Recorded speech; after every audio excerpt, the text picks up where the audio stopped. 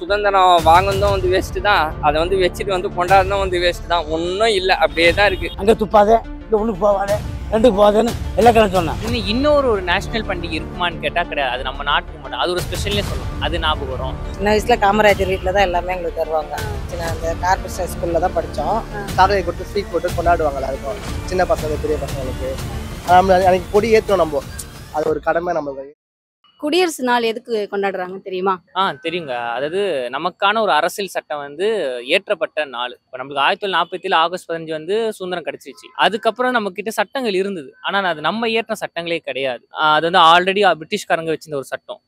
அதுக்கப்புறம் நமக்குன்னு ஒரு சட்டம் வேணும்னு சொல்லி நம்ம டாக்டர் பீமாராவ் அம்பேத்கர் அவர்களும் சரி, அவங்கள கமிட்டியும் சரி, பல நாட்டிலேருந்து ஒவ்வொரு சட்டத்தை எடுத்து நமக்குன்னு ஒரு சட்டத்தை வந்து நிர்ணயம் பண்ணி நடைமுறைக்கு படுத்தினால தான் குடியரசு தினமாக நம்ம கொண்டாடுறோம். குடியரசு தினம் வந்து நம்மளுக்கு சுதந்திரம் கிடைச்சதுக்கு அப்புறமா கவர்மெண்ட் வந்து இது பண்ணாங்களே, இந்தியன் கவர்மெண்ட்டை வந்து உண்டாக்கி இந்தியான்ற ஒரு நாடை வந்து உண்டாக்கின தினமா பார்த்தீங்கன்னா இது குடியரசு தினத்தை வந்து கொண்டாடுறாங்க. ஏன்னா அப்போ பார்த்தீங்கன்னா பிரிட்டிஷ் பீரியட்ல 556 ஸ்டேட் வந்து இந்தியாவில் இருந்தது. எல்லாமே பார்த்தீங்கன்னா தனித்தனி ஸ்டேட்டு, தனித்தனி இதில் இருந்தது. அதெல்லாம் ஒன்று சேர்க்கும் போது இந்தியா பாகிஸ்தான் பார்த்தீங்கன்னா உங்களுக்கு சுதந்திரத்துக்கு வந்து முன்னாடியே பார்த்தீங்கன்னா பிரிஞ்சு போச்சு. அப்போது சில பேர் நாங்கள் பாகிஸ்தானோட போனோம், சில பேர் இந்தியாவோட போனோம் நாங்கள். ஆனால் நேரு தான் வந்து ஒரே ஸ்டேட்டில் இத்தனி வந்து தனித்தனி பிரிவாக இருந்துச்சுன்னா இந்தியான்ற ஒரு நாடை வந்து ரன் பண்ண முடியாதுன்ட்டு அவர் பேசி எல்லா நாடையும் சேர்த்தன. இதை தான் நம்ம பார்த்தீங்கன்னா குடியரசு தினமாக கொண்டாடுறோம். குடியரசு நாள் என்னன்னா சுதந்திரம் நம்ம கிடைச்சது. அந்த நாளை வந்து நினைச்சு ஒரு டேட்டை அறிவிச்சாங்க, இந்த டேட்டை தான் இது குடியேற்றணும் அப்படின்னு. குடியரசு நாள் ஏன் கொண்டாடுறாங்கன்னா, நம்ம நாடு சுதந்திரம் கொடுத்ததுனால கொடி ஏற்றி அந்த நாளை கொண்டாடுறது தமிழோட வழக்கம். நீங்க தமிழர் இருந்தா அதை கொண்டாடலாம். பொங்கல் இந்த மாதிரி தீபாவளி கொண்டாடுற மாதிரி இதையும் கொண்டாடலாம். ஏன்னா நமக்கு முக்கியமான ஒரு நாள் அது. அதே மாதிரி நமக்கு விடுதலை கொடுத்த நாள், அதை நம்ம கொண்டாடி ஆகணும். அதாவது இதுல முக்கியமான ஃபங்க்ஷன். நீங்க தமிழனா இருந்தா இதை கொண்டாடு. இல்லை அமெரிக்கா, லண்டன், சுவிட்சர்லாந்துல இருந்தா கொண்டாடிடாது. நம்மளுடைய பரம்பரை அது. அவன் இந்தியன் இல்லை, அவன் அமெரிக்கா, லண்டன், சுவிட்சர்லாந்து. சுதந்திரம் நமக்கு எதுக்கு சுதந்திர நாள் சொல்றாங்கன்னா, வெள்ளைக்காரன் நம்ம நாடு அருமையா இருந்துச்சு. 1947 சுதந்திரம் கொடுத்தாங்க. பட் நம்ம நாடு அருமையா இருந்துச்சு. இப்படிதான் போகணும், இப்படிதான் சொல்லணும் ஒரு சட்டம் போட்டிருந்தாங்க. இன்னைக்கு அந்த சட்டம் இல்லை. ஏன்னா நமக்கு சுதந்திரம் கொடுத்தாரு காந்தி. அங்கே துப்பாத, இங்கே ஒன்றுக்கு போவாத, ரெண்டுக்கு போகாதுன்னு எல்லா கிழமை சொன்னான். இன்னைக்கு அதை சுதந்திரம் வாங்கினால, காந்தி கொடுத்ததுனால இன்னைக்கு எங்க வேணா பார்க்கலாம், எங்க வேணா போகலாம். அந்த ஒரு சுதந்திரம் கொடுத்ததுனால. குடியரசு நாள் எதுக்கு கொண்டாடுறாங்க தெரியுமா? ரிபப்ளிக் டே. இப்போ மன்னர்கள் ஆட்சியில் இருந்து மாறி வந்து ஃபர்ஸ்ட் குடியரசு வந்து வந்தது. அது ஜவஹர்லால் நேரு வந்து தொடங்கி வச்சாருன்னு நான் நினைக்கிறேன். பட் அது வந்ததுலேருந்து நம்ம ஜனநாயகம், ஜனாதிபதி, பிரதமர் இந்த மாதிரி எல்லாமே ஆட்சிக்கு வந்தாங்க. முதலமைச்சர், ஒவ்வொரு மாநிலத்துக்கும் முதலமைச்சர் இவங்கெல்லாம் வந்தாங்க. இது ரொம்ப நல்ல விஷயம்தான். ஏன்னா ஒருத்தர் கையில் எல்லாமே இருக்கக்கூடாது. ஆனால் குடியரசு வந்து வந்தது ரொம்ப நல்ல ஒரு விஷயந்தான். அது இருந்ததுனால தான் இப்போ வந்து மக்கள் வந்து கொஞ்சம் தனி சுதந்திரமாக இருக்க முடியுது. ஏன்னா எல்லாருமே வந்து இப்போ தனி மாநிலம், தனியாக மாநகராட்சி, நகராட்சி அந்த மாதிரி ஒரு அமைப்பில் வாழ்ந்துட்டுருக்காங்க. ஒரே ஆட்சி இருந்ததுன்னா ஒரே பிடிப்பிலேயே இருக்கும். அது மாதிரி தான் ஜவஹர்லால் நேரு முடிவெடுத்து, இந்திரா காந்தியை யாரோ முடிவெடுத்தது தான் இந்த குடியரசு. இல்லைன்னா மன்னராட்சி தான், அடிமையாக தான் நம்ம இருந்திருப்போம். அந்த நாள் நினைச்சா உங்களுக்கு என்ன ஞாபகம் வரும்? அந்த நாள் நினைச்சாலே எனக்கு கண்டிப்பாக டாக்டர் பீமாராவ் தான் ஞாபகம் வருவார். ஏன்னா படிக்கவே கூடாது, நீ லாஸ்ட் பெஞ்சுன்னு ஒதுக்கப்பட்டவர். அதாவது நீ முன்னாடி வராது, நீ தாழ்த்தப்பட்ட சொல்லி லாஸ்ட் பெஞ்சில் உட்காந்து படிச்ச ஒரு லா மினிஸ்டர். அவர் தான் எனக்கு ஞாபகம் வருவாருங்களே. இன்னொரு ஸ்பெஷல், ஏன்னா மற்ற நாட்டில் வந்து ஒரு இண்டிபெண்டன்ஸ் டே எல்லாருக்கும் இருக்கும். ஆனால் குடியரசு அப்படின்னு இன்னொரு நேஷனல் பண்டிகை இருக்குமான்னு கேட்டால் கிடையாது. அது நம்ம நாட்டுக்கு மட்டும், அது ஒரு ஸ்பெஷல்னே சொல்லலாம். அது ஞாபகம் வரும். வழக்கம் போல குழந்தையா இருக்கும்போது மிட்டாய், முக்கானிக்கு லீவ் விடுவாங்க, விஜய் படம் போடுவாங்க. இது குழந்தையா இருக்கும் போது ஒரு மெமரிஸ் சொல்லலாம். இப்போ கேட்டா அதான் இன்னொரு ஃபெஸ்டிவலா இருக்கு இந்தியாவுக்கு, 2வது கவர்மெண்ட் ஒரு ஹாலிடே சொல்லலாம். இப்போ அந்த மிட்டாய் தராங்களா? இல்ல கொடுக்குறாங்க, நாங்க தான் போறது இல்லை. ஏன்னா ஸ்கூல்ல ஆச்சு கம்பல்சரி வர சொல்லிடுவாங்க. காலேஜ்ல கம்பல்சரி சொல்ல மாட்டாங்க. அது காலை 7:30 மணிலாம் கொடி ஏற்றிடுறாங்க. ஆனா நம்ம அங்க போறது இல்லை. எந்த வருஷம் வந்துச்சுன்னு தெரியுமா? ரிபப்ளிக் டே என்னமா 1947 தானே? அது இண்டிபெண்டன்ஸ் டே.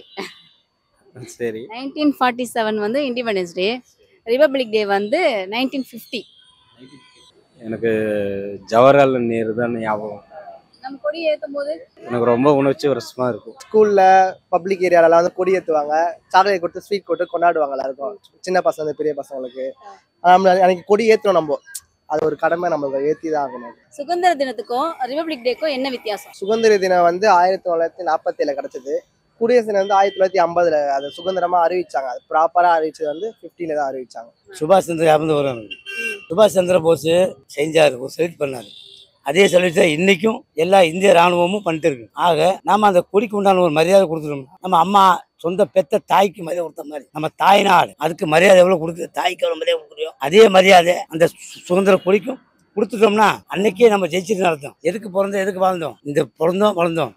பட் நம்ம தாய்க்கு மேல கொடுத்தோம். தாய் மொழி தமிழ் மொழி, இந்தியன் எங்க போனோம் இந்தியா வாழ்ந்துப்போம். அதே மாதிரி சுபாஷ் சந்திர போஸ் கொடியை பார்த்து வணக்கம் பண்ணு. தேங்க்யூ. சுதந்திர நாள் ஒன்றும் எங்கள் வெள்ளைக்காரன் நம்மளை ரொம்ப வருஷமா வச்சிருந்தான். போடா சாமி உனக்கு தேவை இதுதானன்ட்டு ராத்திரியில வந்து கதவை தட்டி வந்து கையில குத்துட்டு அவன் வந்து கிளம்பி போயிட்டான். நம்ம சரி அதை நம்ம வச்சுனுக்கிறோம இத்தனை ஊர் வந்து பிரிவா இருக்கு. அதாவது பார்த்தீங்கன்னா இந்தியாலேயே உங்களுக்கு பல ஸ்டேட் வந்து சேர்ந்தாதான் இந்தியா. அதெல்லாம் மொத்தமாக வந்து சேர்க்கணுமேன்ட்டு ஒவ்வொரு ஸ்டேட்டுக்காக போயிட்டு அங்கே இருக்கிறவங்க அதாவது வெள்ளைக்காரன் நம்ம வந்து ஆளும் போது 2 விதமானா. ஒன்று பார்த்தீங்கன்னா டைரக்ட் ரூல், ஒன்று பார்த்தீங்கன்னா இன்டைரக்ட் ரூல். டைரக்ட் ரூல்னா அந்த இடத்துல பார்த்தீங்கன்னா ராஜாலாம் இருக்க மாட்டாங்க. இது ஆங்கிலேயர் உடைய ஆஃபீஸர் தான் இருந்தாங்க. அதெல்லாம் இந்தியா கிட்ட ஈஸி ஆயிடுச்சு. இன்டைரக்ட் ரூல் அதாவது ராஜாவே வந்து ஆண்டுந்தார்ல, அங்கெல்லாம் போயிட்டு நேரு போயிட்டு வந்து பேசி திருப்பி இந்தியாவோட சேர்த்திங்கன்னா அவங்களுக்கு அதாவது பிரிட்டிஷ் காலத்தில் என்ன வந்து சலுகை கொடுத்தாங்களோ அதை நான் உங்களுக்கும் வந்து தரேன்ட்டு பேசி வந்து வாங்கிட்டாங்க. அவ்வளோதான். என்ன கேட்டால் இது வரைக்கும் பார்த்தீங்கன்னா சுதந்திரம் வாங்கினதும் வந்து வேஸ்ட்டு தான், அதை வந்து வச்சுட்டு வந்து கொண்டாடுறதும் வந்து வேஸ்ட்டு தான். ஒன்றும் இல்லை, அப்படியே தான் இருக்குது. ஓப்பனாக சொல்லணும்னா இந்தியா வந்து ரொம்ப வந்து நாசமாக வந்து போயினுக்குது. அவ்வளோதான் வித்தியாசம். எனக்கு ஒன்றும் வந்து ஞாபகம் வராது. லீவ் விட்டா ரொம்ப வந்து சந்தோஷமாக இருப்போம். அவ்வளோதான். நல்லா வந்து தூங்கலாம். ஏதாவது வீட்டில் இருந்தாங்கன்னா உட்காந்துட்டு ஏதாவது டிவியில் இல்லை ஃபோனில் ஏதாவது நெட்ஃப்ளிக்ஸில் படம் ஏதாவது பார்க்கலான்னு வந்து தோணும். மிட்டாய் கொடி அது அவங்க வருஷமாக ஏற்றுறாங்க. எங்கள் அப்பா காலத்தில் ஏற்றுனாங்க, எங்கள் தாத்தா காலத்தில் ஏற்றுனாங்க. இப்போ என்னோட காலத்துல வந்து ஏத்தி எனக்கு ஒன்றும் வந்து மேரேஜ் ஆகல. என் புள்ள காலமும் இருந்தாலும் அதே கொடி தான், அதே வந்து சாக்லேட் தான் மாற போதில்லை. ஆசை சாக்லேட்டு ஆரஞ்சு மிட்டாய் இருந்தது. இப்போ கொஞ்சம் வந்து அட்வான்ஸ் ஆகி ₹1 சாக்லேட்ல இருக்கிறாங்க. என் புள்ள காலத்துல ஏதாவது ₹5 சாக்லேட்டுக்கு மாறாங்களான்னு பார்க்கலாம். ஸ்கூல்ல எட்டு போய் சாக்லேட் கொடுப்பாங்க, புது புக்ஸ் எல்லாம் கொடுத்து அனுப்புவாங்க சின்ன வயசுல. அதுதான் நான் சாக்லேட் கொடுத்து கொடி ஏற்றி காமராஜர் வீட்டில் தான் போய் எல்லாமே நாங்கள் பண்ணியிருக்கோம். சின்ன வயசுல காமராஜர் வீட்டில் தான் எல்லாமே எங்களுக்கு தருவாங்க. அந்த கார்பரேஷன் ஸ்கூல்ல தான் படித்தோம். அவங்க வீட்டில் தான் எல்லாமே வச்சுக்கோங்க. ஆமாம், அப்போல்லாம் நல்ல ஃப்ரீ தான் எல்லாமே. அன்னைக்கு வடை பாயசோட சாப்பாடுலாம் போட்டு அனுப்புவாங்க எங்களுக்கு. அது ஒரு ஜாலி அந்த வயசுல. இப்போ அது மாதிரி இருக்காங்களா? இப்போ எங்க போறாங்க, சத்துணவு சாப்பாடே கிடையாது ஸ்கூல்ல. நம்ம பணத்தை கொடுத்து தான் எல்லாம் பண்ணிட்டு வரதா இருக்கு. ஸ்கூல்னாலே எல்லாத்துக்குமே பிள்ளைங்களை போட்டு டார்ச்சர் கொடுக்குறாங்களே. இப்போதான் இந்த காலத்து பசங்களும் நல்லா படிக்கட்டும். படிப்பு தான் முக்கியம். கஷ்டப்பட்டு படிக்க வைக்கிறாங்க. படிப்பை மட்டும் பார்த்தா போதும், அதுக்கப்புறம் மற்றதெல்லாம் பார்த்துக்கலாம். படிப்பை விட்டுட்டு வெளியில வந்துடும். நல்ல மாதிரியே படிப்பு முடிச்சுட்டு வந்துட்டாலே வாழ்க்கை கை கொடுக்கும். எப்போ நல்லா இருக்கலாம். படிப்பு இல்லைன்னா ஒன்றும் பண்ண முடியாது. நாங்களாம் சரியா படிக்காதனால படிக்க வைக்கல. எங்கள் வீட்டில் குடும்ப சூழ்நிலை எங்களை படிக்க வைக்கல. 3வது 4வது தான் படித்தேன். நான் உப்பு கடையில் விட்டாங்க. அவ்வளோதான். நம்மள அப்பத்துலேருந்து நிரந்தரமாக ஆகிப்போச்சு. ஆனால் ஒரு லக்கியில் நீங்கள் காமராஜர் வீட்டுக்கு போயிருக்கீங்கல்ல? லக்கி கேள் தான் நாங்களாம். அப்போலாம் இங்கே மார்க்கெட்லேருந்து எல்லா பிள்ளைங்களும் இங்கே கார்பரேஷனில் தான் படித்தோம். எல்லாருமே அந்த சுதந்திர நாள், குடியரசு நாள் எல்லாத்துக்குமே காமராஜர் ஐயா வீட்டில் தான் எங்களுக்கு சாப்பாடுலாம் போட்டு பிள்ளைங்கள இன்னும் கொஞ்ச நேரம் காக்க வைப்பாங்க. ஒன்றும் பிரச்சனை இல்லை, ஜாலியாக விளையாட்டு இருப்பாங்க. இந்த காலத்து பசங்க வந்து அந்த சுதந்திரத்துக்கு இருக்கா இல்லை அளவுக்கு மீறி இருக்கா? அளவுக்கு மீறி இருக்குப்பா. பிள்ளைங்களுக்கு சுதந்திரம்லாம் அந்த அளவுக்கு கிடையாது. ஸ்கூலுக்கே ஒரு கட்டுப்பாடு நிறைய இப்போ பிள்ளைங்களுக்கு.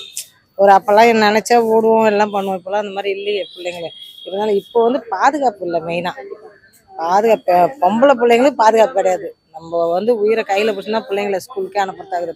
அது மாதிரி ஆகிப்போச்சு. ஒன்றும் பண்ண முடியாது. கவர்மெண்ட்டும் அதுக்கு நடவடிக்கை எடுக்கல. பொதுமக்களும் அதை பற்றி ஒரு 4 நாள் பேசுகிறாங்க, இவன்னு கத்துறாங்க, அதுக்கப்புறம் விட்டுறாங்க. ஒன்று எடுத்ததான் அவனுக்கு எதுனா ஒரு தப்பு பண்ணுறாங்கன்னா அவங்களுக்கு உடனே தண்டனை கொடுக்கணும். அந்த தண்டனை கொடுக்க நமக்கு இங்கே தைரியம் கிடையாது. இது சவுதி அந்த மாதிரி ஊரில் வெட்டி போடுறாங்க பாரு. அந்த மாதிரி வெட்டி போட்டால் 2வது அந்த தப்பு நடக்காது. ஆனால் இங்கே இல்லை. அதெல்லாம் அந்த திட்டம் இங்கே வந்தால் நல்லாயிருக்கும். சந்தோஷப்படுவோம்.